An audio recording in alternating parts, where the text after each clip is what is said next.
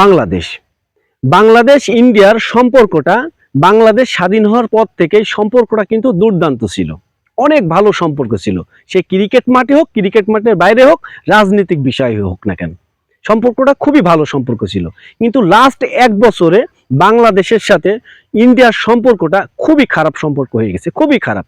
আপনি মাঠে, ক্রিকেট মাঠেও বলতে পারেন, ক্রিকেট মাঠের বাইরেও বলতে পারেন, রাজনৈতিক বিষয় নিয়েও বলতে পারেন, সব জায়গায় কিন্তু ইন্ডিয়ার সাথে বাংলাদেশের সম্পর্কটা খুবই খারাপ হয়ে গেছে। যেমন পাকিস্তানের সাথে ইন্ডিয়ার যে সম্পর্কটা, ঠিক ওই রকম সম্পর্ক এখন বাংলাদেশের সাথে হয়ে গেছে।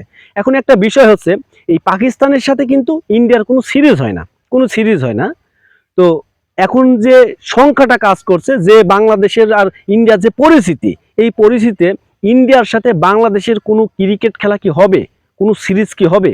যে পরিবেশটা কিছুদিন আগে বাংলাদেশ দল ইন্ডিয়াতে খেলা খেলতে গিয়েছিল, টেস্ট ও টি-20 খেলা খেলেছে, সেখানে কিন্তু যে হিন্দু ভাইয়েরা আছে তারা কিন্তু বাংলাদেশ দলের প্রতি কিন্তু আক্রমণ করছিল, মানে দলকে আক্রমণ করছিল।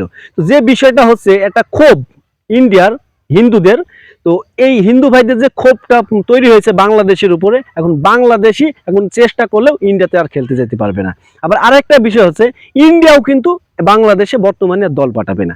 তো আমরা হয়তোবা এমন হতে পারে পাকিস্তানের মতন, কিন্তু একদম ঠিক হতে পারে যে যেমন পাকিস্তান ইন্ডিয়ার কোনো খেলা আমরা দেখতে পারি না, কোনো সিরিজ দেখতে পারি না, সেম একদম সেম সেই পথেই কিন্তু বাংলাদেশ ইন্ডিয়ার ক্রিকেট কিন্তু ওই পথেই যাচ্ছে।